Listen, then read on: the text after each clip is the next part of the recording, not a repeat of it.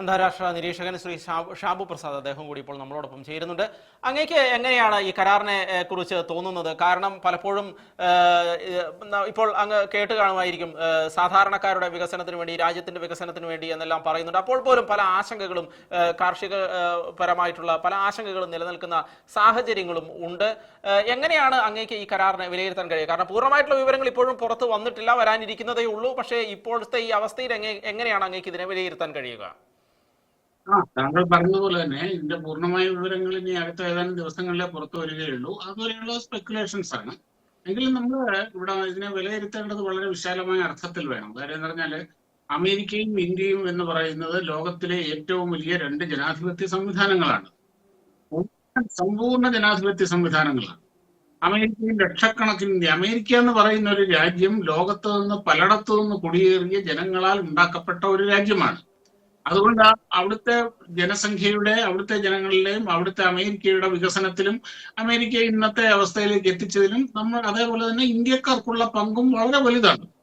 അതുകൊണ്ട് തന്നെ ഈ ഇന്ത്യ അമേരിക്ക ബന്ധം നല്ല നിലയിൽ പോവുക എന്നുള്ളതും, വ്യാപാര ബന്ധങ്ങളായാലും അത് വ്യാപാരം അല്ലെങ്കിൽ സാമ്പത്തികം എന്നതുപോലെ തന്നെ കുറെയൊക്കെ ഒരു പരിധിവരെ, നല്ലൊരു പരിധിവരെ വൈകാരികവും കൂടിയാണ്.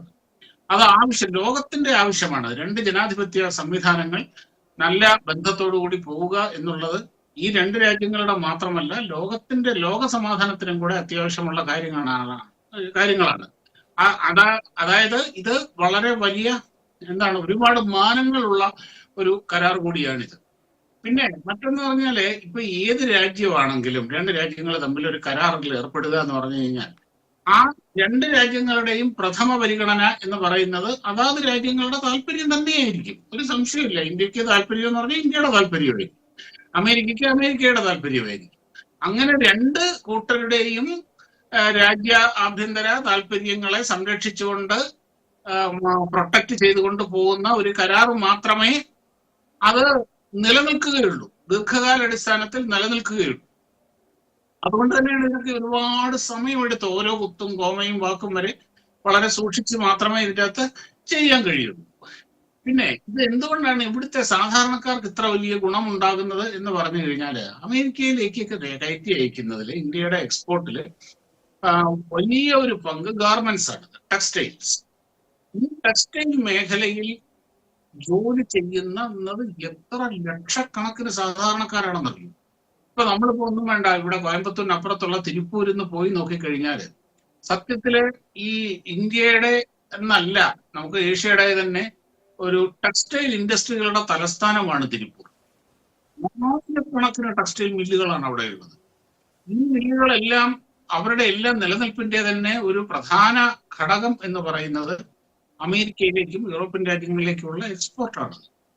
ഇപ്പൊ നമുക്ക് തന്നെ അറിയാം, കിറ്റക്സ് അവരുടെ പറഞ്ഞ ഏറ്റവും കൂടുതൽ, കാരണം ഇന്ത്യൻ തുണിത്തരങ്ങൾക്ക് ഈ അമേരിക്കയിലും യൂറോപ്പിലും ഒക്കെ വലിയ മാർക്കറ്റുണ്ട്, വളരെ വലിയ മാർക്കറ്റുണ്ട്. കാര്യം അതിന്റെ ഗുണനിലവാരം, വില, ഡീലിങ്, ട്രാൻസ്പെറന്റ് ആയിട്ടുള്ള ഡീലിങ്, അങ്ങനെ ഒരുപാട് കാര്യങ്ങൾ അവിടെ ഉണ്ട്. അപ്പം ആ എക്സ്പോർട്ട് കൂടുമ്പോൾ ആ എക്സ്പോർട്ടിന് അതിന്റെ ഗുണം കിട്ടുന്ന എവിടെ? ഇൻഡസ്ട്രിക്കാണ്. ഇൻഡസ്ട്രിക്ക് ഗുണം കിട്ടുക എന്ന് പറഞ്ഞാൽ ആരാണ് പ്രധാനമായിട്ട് കിട്ടുന്ന? അവിടെ ജോലി ചെയ്യുന്ന ലക്ഷക്കണക്കിന് സാധാരണക്കാരായ തൊഴിലാളികൾക്കാണ്. അതുപോലെ മറ്റൊന്നാണ് ഇന്ത്യയിൽ നിന്നുള്ള ഈ സമുദ്രോൽപ്പന്നങ്ങളുടെ കയറ്റുമതി, സീ ഫുഡ്സ്, ചെമ്മീന്, മറ്റേ അങ്ങനെയുള്ള കാര്യങ്ങൾ, സീ ഫുഡ്സിന്റെ കയറ്റുമതി. അതും വളരെ വലിയ മാർക്കറ്റാണ്, വളരെ വലിയ ഡിമാൻഡ്. അങ്ങനെ കുറേയധികം. പിന്നെ ഇന്ത്യയുടെ ഫാർമസ്യൂട്ടിക്കൽസ്, ലോകത്തിന്റെ ഫാർമസി എന്നാണ് ഇന്ത്യ അറിയപ്പെടുന്നത് തന്നെ. ഏറ്റവും കൂടുതൽ ഇന്ത്യ ഫാർമസ്യൂട്ടിക്കൽസ് കയറ്റി അയക്കുന്ന ഒരു രാജ്യം അമേരിക്കയാണ്. അങ്ങനെ ബഹുമുഖങ്ങളായിട്ടുള്ള ഒരുപാട് പ്രയോജനം നമ്മുടെ ഇവിടുത്തെ സാധാരണക്കാരന്റെ സാധാരണ ജീവിതത്തിൽ ഈ കരാർ കാരണം റിഫ്ലക്ട് ചെയ്യും. അതാണ് ഇതിന്റെ ഏറ്റവും വലിയൊരു പ്രാധാന്യം എന്ന് പറയുന്നത്. മറ്റൊന്ന്, ഇന്ത്യക്ക് കിട്ടാവുന്ന ഗുണം, ഇതിൻ്റെ അകത്തെ ഒരു ആശങ്കകളുണ്ട്, അത് നമുക്ക് പറയാം. ഇന്ത്യക്ക് കിട്ടാവുന്ന ഗുണം, ഇന്ത്യക്ക് ആവശ്യമുള്ളത് എന്താണ്? ഇന്ത്യ 2047 ഒരു വികസിത രാജ്യമാകാനുള്ള വലിയൊരു തയ്യാറെടുപ്പിലും കുതിപ്പിലുമാണ് ഇന്ത്യ ഇപ്പോൾ. അപ്പൊ ഇവിടെ നമുക്ക് അടിസ്ഥാനപരമായി വേണ്ട എന്താണ്? ഇൻഫ്രാസ്ട്രക്ചർ. ഇൻഫ്രാസ്ട്രക്ചർ എന്ന് പറഞ്ഞു കഴിഞ്ഞാൽ വലിയ, നമുക്ക് ശാസ്ത്ര സാങ്കേതിക രംഗത്ത് സാങ്കേതിക വിദ്യകൾ വേണം. ഇവിടെ make in India, Atmanirbhar Bharat എന്നൊക്കെ പറയുന്നതിൽ ഇവിടെ നമുക്ക് വലിയ ശാസ്ത്ര സാങ്കേതിക ഉൽപ്പന്നങ്ങൾ ഉണ്ടാക്കി ലോകത്തിന് വേണ്ടിയിട്ട് ഉണ്ടാക്കണം. ഇപ്പൊ അത് ചെയ്തുകൊണ്ടിരിക്കുന്ന അങ്ങനെ ലോകത്തിന്റെ ഒരു ടെക്നോളജിക്കൽ ആൻഡ് മാനുഫാക്ചറിങ് ഹബ്ബ് എന്ന് പറയുന്ന പദവി ഇപ്പോൾ ഉള്ളത് ചൈനയ്ക്കാണ്. പക്ഷെ ആ ലോക മാർക്കറ്റിന്റെ ഒരു വിഹിതം നമുക്കും വേണം. അതിനുവേണ്ടി നമുക്ക് എന്താ വേണ്ടത്? നമുക്ക് പുതിയ ടെക്നോളജികൾ ആവശ്യമാണ്. ആ ടെക്നോളജിക്കൽ സഹകരണങ്ങൾ നമുക്ക് ആവശ്യമാണ്. അത് വേണമെങ്കിൽ എന്ത് വേണം? ഇത് ഇങ്ങനെയുള്ള കരാറിൽ കൂടെ വലിയ വൻ കമ്പനികൾ, അമേരിക്കയിലേക്കുള്ള വലിയ കമ്പനികൾ, യൂറോപ്പിലേക്ക് കമ്പനികൾ ഇവിടെ വന്ന് ഇന്ത്യയിൽ വന്ന് മുതൽ മുടക്കാൻ തയ്യാറാകും. ഇന്ത്യയിൽ വന്ന് മുതൽ മുടക്കുമ്പോൾ ഇവിടെയുള്ളവർക്ക് ജോലി കിട്ടും. ഇവിടെയുള്ള നമ്മുടെ എക്സ്പെർട്ടീസ് ഹാൻഡുകൾക്ക് ജോലി കിട്ടും. അത് മാത്രമല്ല, നമ്മുടെ ആൾക്കാരും they will also get expertised on this new technologies, cutting technologies. അങ്ങനെ വരുമ്പോൾ അവരതിൻ്റെ അകത്ത് എക്സ്പെർട്ടൈസ്ഡ് ആയിട്ട് പുറത്തു വന്ന് അവർ ഈ ടെക്നോളജി എങ്ങനെ സ്പ്രെഡ് ചെയ്യും. അങ്ങനെയാണ് സത്യത്തിൽ ജപ്പാനും ചൈനയൊക്കെ അങ്ങനെയാണ് ഇത്ര വലിയ ഇൻഡസ്ട്രിയൽ ജൈൻസ് ആയി മാറിയതിന്റെ ഒരു കാരണം അതാണ്. ഇതേപോലെയുള്ള വിദേശ സഹകരണങ്ങൾ കൊണ്ടാണ്. അങ്ങനെ എല്ലാവർക്കും ഗുണമുള്ള ഒരു വിൻ വിൻ സിറ്റുവേഷനിലാണ് ഒരു കരാർ ശരിക്കും ഫ്രൂട്ട്ഫുൾ ആവുക. ഇവിടെ ഒരാശങ്ക എന്ന് പറഞ്ഞിരുന്നത് അമേരിക്കയുടെ കാർഷികോൽപ്പന്നം, അമേരിക്കയ്ക്ക് ആവശ്യമുള്ളതിനെക്കാട്ടിലൊക്കെ ഒരുപാട് കാർഷികോൽപ്പന്നങ്ങൾ അവരവിടെ ഉണ്ടാക്കുന്നു, ഡയറി പ്രോഡക്ട്സ് ഒക്കെ ഉണ്ടാക്കുന്നുണ്ട്. അത് ഇന്ത്യൻ മാർക്കറ്റ് തുറന്നു കൊടുക്കുന്നു. അപ്പോൾ ഇവിടെയുള്ള നമ്മളൊരു അഗ്രികൾച്ചർ എക്കണോമിയായ നമ്മുടെ എക്കണോമിയുടെ നട്ടൽ എന്ന് പറയുന്നത് അഗ്രികൾച്ചർ. അപ്പൊ ഇവിടുത്തെ കർഷകരാണ്. അപ്പൊ ആ കർഷകരുടെ താല്പര്യങ്ങൾക്ക് ഹാനികരമാകുമോ എന്ന ഒരു ആശങ്ക ഉയർന്നിട്ടുണ്ട്. തീർച്ചയായും അഡ്രസ് ചെയ്യപ്പെടേണ്ട ഒരു ആശങ്കയാണത്.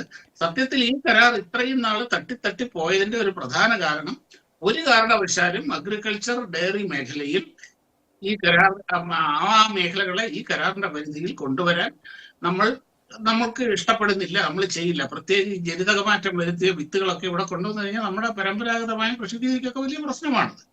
അതേപോലെ ഇന്ന് ലോകത്തിലെ ഏറ്റവും വലിയ പാലുൽപാദക രാജ്യമാണ് ഇന്ത്യ.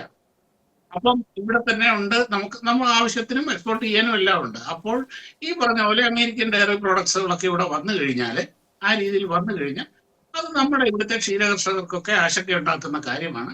അതിലൊക്കെ ഒരു 100 വട്ടം ചിന്തിച്ച് തീരുമാനമെടുക്കുകയുള്ളൂ. അത് ചെയ്യാൻ പറ്റില്ല എന്നുള്ളത് നമ്മൾ അസന്നിഗ്ധമായിട്ട് വ്യക്തമാക്കിയിട്ടുള്ള കാര്യമാണ്.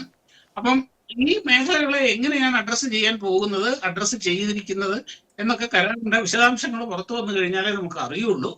എന്തായാലും ഇത് കാര്യം വളരെ വളരെ വളരെ നമ്മുടെ എക്കണോമിക്ക് വലിയ ഒരു ബൂസ്റ്റാണ് ഉണ്ടാകുന്നത്, വലിയ ബൂസ്റ്റ്. അതാണ് പെട്ടെന്ന് തന്നെ നമ്മുടെ ബോംബെ സ്റ്റോക്ക് എക്സ്ചേഞ്ചിലൊക്കെ അത് റിഫ്ലക്ട് ചെയ്തതാണ്. എന്തായാലും ഈ മേഖലയിൽ പ്രവർത്തിക്കുന്നവർക്ക്, ഇൻഡസ്ട്രിയലിസ്റ്റുകൾക്ക്, എക്കണോമിക് എക്സ്പെർട്ടുകൾക്കൊന്നും ഒക്കെ അവരൊക്കെ ശരിക്കും എക്സൈറ്റഡ് ആണ്. ഇതിനകത്ത് രാഷ്ട്രീയ താല്പര്യമുള്ളവരാണ് ഇത് അമേരിക്കയ്ക്ക് അടിയറ വെച്ചു അങ്ങനെ ഇങ്ങനെ എന്നൊക്കെ പറയുന്നത്. അതൊന്നും നമ്മളിവിടെ സംസാരിക്കേണ്ടതില്ല എന്നാണ് എനിക്ക് തോന്നുന്നത്. വളരെ നന്ദി അങ്ങ് ഈ വിഷയവുമായി ബന്ധപ്പെട്ട് ഞങ്ങളോട് സംസാരിച്ചതിന്. അന്താരാഷ്ട്ര നിരീക്ഷകൻ ശ്രീ ഷാബു പ്രസാദ്, അദ്ദേഹമാണ് ഈ വിഷയവുമായി ബന്ധപ്പെട്ട് നമ്മളോട് സംസാരിച്ചത്. വളരെ നന്ദി അങ്ങ് ഞങ്ങളോട് സംസാരിച്ചത്.